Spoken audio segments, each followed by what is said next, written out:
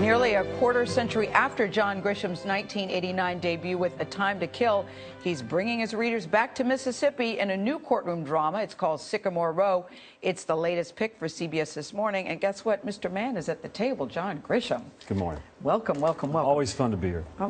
Listen, I was very excited you were coming because finally the sequel to this, and your lovely wife Renee was not so convinced you should do it because she didn't think you could find the authenticity that you had back then. Right.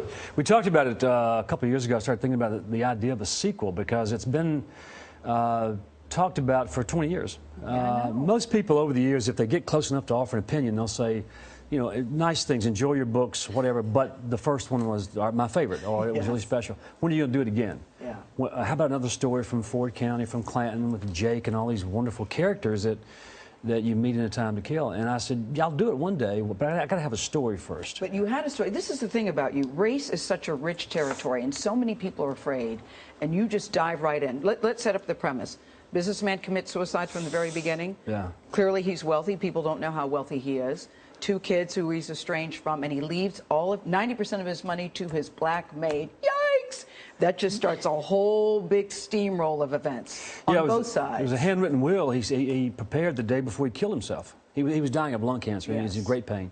And he decided to end it all. And right before he killed himself, he redid his will. He had a big, thick will done by his lawyers. He shoved that aside, rejected that, and hand-wrote a will, which you can still do in almost every state. If you write out all of it and sign it yourself.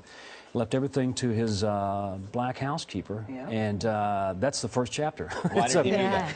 Well, I'm not going to tell you, Charlie. You got to read the book. You got to buy the book and read the book, We find out, Charlie, at the last page. That's what you did. Yeah. 500 pages later, you finally find out what happened. But it's a wonderful. It turns into a huge will contest. That's the story. And Jake is in the middle of it, our hero, and in Clanton, same courtroom as A Time to Kill and all that. You know, as you mentioned, there were doubts about whether you could do the second book, and now people are saying it's maybe your best book. I want to read you what the Washington Post review said. If William Faulkner were still down in Oxford and had a chance to read Sycamore Row, he would raise a glass of good bourbon and toast the younger writer for a job well done. That's pretty nice.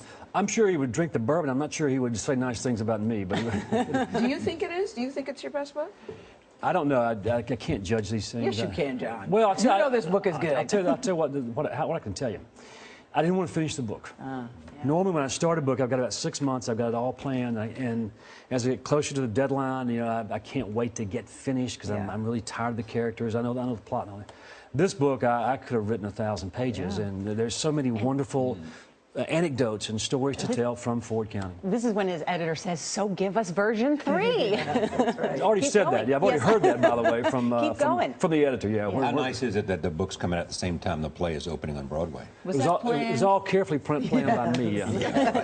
Purely, you couldn't have planned this in 1,000 years. The fact that it opened in Washington a year ago. Well, they were going to open the play last year on Broadway. Things didn't work out. And about a year ago is when I got serious about the story, when the story all came together and it just worked out.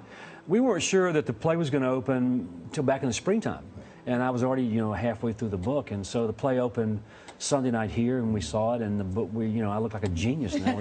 But perfect timing. Jake in the theater, and Jake in Sycamore is you. Well, Jake started off 30 years ago as a very autobiographical character story because I was living that life, and I was a lawyer in a small town in Mississippi and really struggling and dreaming of the big case, the big trial. And there's a lot of autobiography in it. And that was why Renee was afraid that you may not be able to capture that voice 30 years later. And I said, let me write a few chapters and you read them. Did she like it? Well, yeah. If she doesn't like it, it doesn't go any. That's the end of it. And you've turned the corner on ebooks. You're a fan or in favor? I have a Kindle.